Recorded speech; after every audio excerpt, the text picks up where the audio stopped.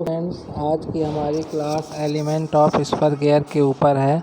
तो कौन कौन से इसके स्पर गियर में एलिमेंट होते हैं इसके बारे में आज हम देखने वाले हैं। तो लास्ट तक बने रहिएगा, इम्पॉर्टेंट टॉपिक है, क्वेश्चन इससे एग्ज़ाम में आते ही आते हैं। तो चलिए शुरू करते हैं आज का टॉपिक, स्पर गियर एलिमेंट।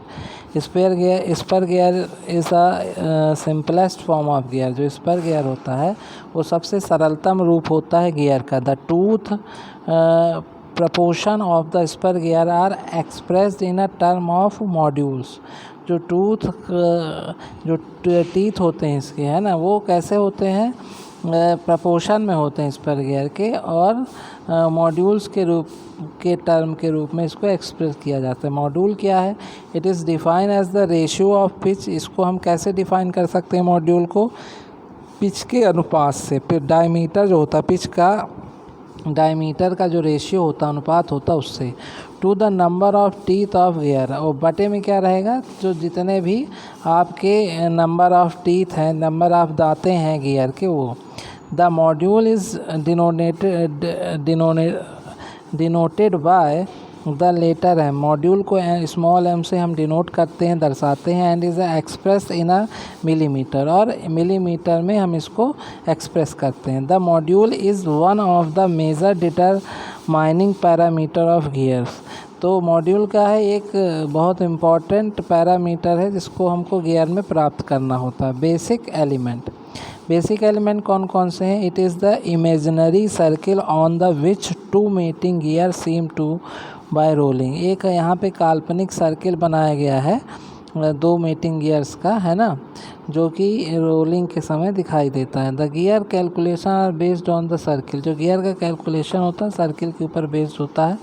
यहाँ पे हम देख सकते हैं, ये देखिए, ये सर्कुलर पिच को यहाँ से यहाँ तक दिखाया गया है। ये फेस लैंड है, ये आप देखिए यहाँ पे, ठीक है ना, ये फेस लैंड को दिखाया गया है। फिर आउटसाइड अडेंडम सर्किल है, ये पिच सर्किल है, ये देख सकते हैं। ये यहाँ पे टी वाले पोर्शन को दिखाया गया है, टूथ थिकनेस है जिसको हम कह सकते हैं, ठीक है ना। फेस, नीचे flank, top land, addendum, dedendum, bottom land, pitch radius, root circle, fillet, ये सारी चीज़ें हैं। हम देख लीजिए सर्किल पिच क्या होता है। Circular pitch, it is the distance from the point of one tooth to the corresponding point of the adjacent tooth measure on the pitch circle. अब आप देख सकते हैं, ये देखिए पिच सर्किल यहाँ पे भी दिया हुआ है, ये पिच सर्किल है ना, ये पिच सर्किल है। तो कहाँ से कहाँ तक सीपी से इसको डिनोट करते हैं सर्किल पिच। ये कहाँ से कहाँ तक की डिस्टेंस होती है? It is the distance from the point of one tooth, एक दांते से दूसरे जो करस्पॉन्डिंग पॉइंट है एडजेसेंट टूथ का, वहाँ तक इसको हम मेजर करते हैं पिच सर्किल को। पिच सर्किल डायमीटर, पीसीडी किसको कहते हैं? The diameter is called pitch circle diameter और सिंपली पिच डायमीटर, ठीक है ना, या पिच डायमीटर भी कहते हैं। It is depend on the letter D. ये डी के ऊपर डिपेंड करता है with proportion to subscript D1 for pinion and D2 for the mating gear, ठीक है। एडेंडम सर्किल किसको कहते हैं? एडेंडम सर्किल और आउटसाइड सर्किल। ये एडेंडम सर्किल या बाहरी वृत्त को हम एडेंडम सर्किल कहते हैं, जैसा कि आप डायग्राम में देख सकते हैं। ये देखिए यहाँ पे एडेंडम सर्किल दिखाया गया है, आउटसाइड और या एडेंडम सर्किल यहाँ पे दिया हुआ। बाहरी जो सर्किल है वही है क्या? एडेंडम सर्किल, ठीक है ना। बाउंडेड द आउटर एज, बाहर की एज को बाउंड करता है, मतलब उसके क्षेत्र को दर्शाता है।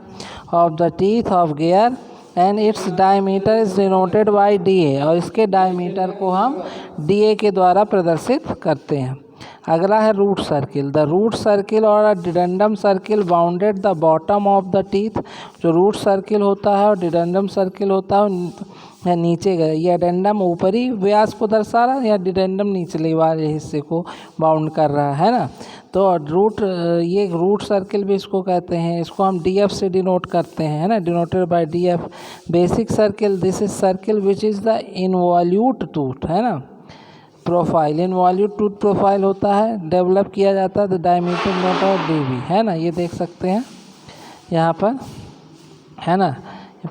यहाँ पे सारे डायग्राम पे दिया हुआ है। Dedendum HF it is the radial distance. ये क्या होता है? रेडियल डिस्टेंस होता है between the pitch circle and the root circle. Pitch circle और रूट सर्किल के बीच का ये क्या होता है? रेडियल डिस्टेंस होता है, denoted by HF। Land, the land and the bottom land, the land and the bottom land are surface. जो लैंड और बॉटम लैंड की सरफेस होती है, उस surface at the top of the tooth के ऊपरी वाले हिस्से में, and the bottom of the tooth space respectively, है ना। और जो टूथ का निचला हिस्सा होता है उसके बीच में के हिस्से को हम लैंड बोलते हैं। वर्किंग डेप्थ, जो वर्किंग डेप्थ इसको गहराई कहते हैं। This is the distance of engagement of two mating teeth. ये किसके बीच की डिस्टेंस होती है? दो मेटिंग टीथ के बीच की। It is equal to the sum of addendums of the mating teeth. ये किसके बराबर होती है? सम ऑफ अटेंडम और mating teeth of two gears in the case of standard system and expressed by 2H। Standard system 2H से इसको express किया जाता है। Velocity ratio of gear train, the gear train transmitting power without slip. Different speed can be obtained by the shifting gear position in the gearbox, figure number 3।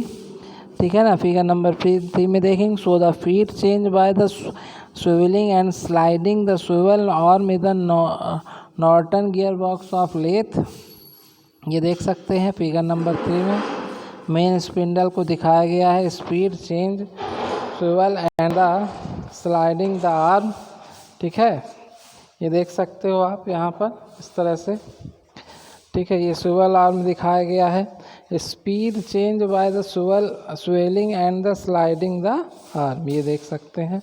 Formula दिया है velocity ratio का, N1 T1 equal to N2 T2, where N1 is the RPM of the driver gear, T1 is the number of teeth in the driver gear. जो driver gear है ना,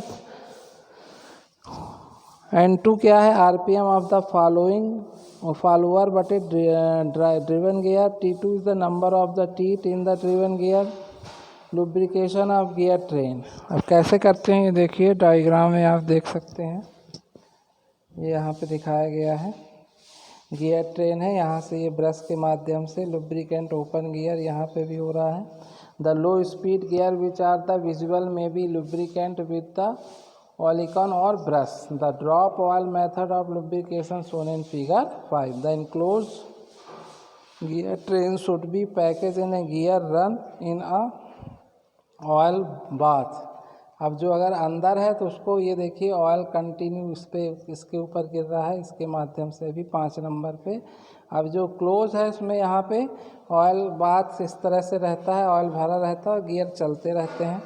इस तरह से हम ऑयल इस पे करेंगे, है ना, जो क्लोज रहते हैं। ठीक है, in the case of big gear box और बड़ा गियर बॉक्स है, different level of gear set are provide in the oil pump. तो फिर ऑयल पंप की मदद से हम यहाँ पे ऑयलिंग का काम करते हैं, जो कि बहुत इम्पॉर्टेंट है। ठीक है, अगली क्लास में फिर हम पढ़ेंगे टाइप्स ऑफ गियर के बारे में। आज के लिए इतना ही। क्लास अगर अच्छी लगी हो तो लाइक शेयर सब्सक्राइब करिएगा। आज के लिए धन्यवाद।